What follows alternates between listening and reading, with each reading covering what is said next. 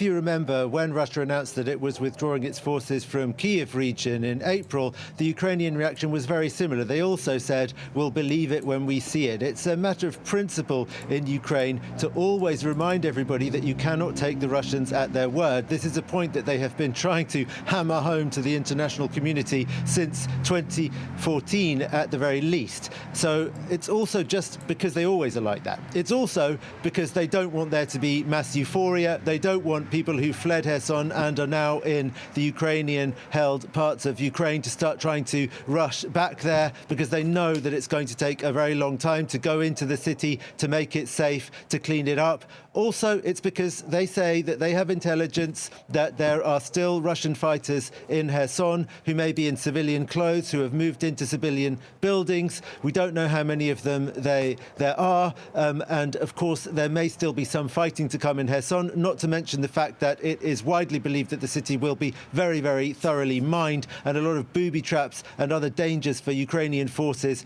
moving back in there. All of that being said, though, they have started to use slightly more optimistic language. The Chief of the General Staff, Valery Zaluzhny, referred today to the probable Russian withdrawal from Kherson, emphasizing that this was a Ukrainian victory thanks to the very well planned, in his assessment, Ukrainian strategy, well planned and executed Ukrainian counteroffensive, which consisted of long-range strikes on Russian logistics and infrastructure and ammunition depots, slowly but surely eroding their capacity to defend the right bank of the Dnieper River in Kherson region, and that means basically all of Kherson city.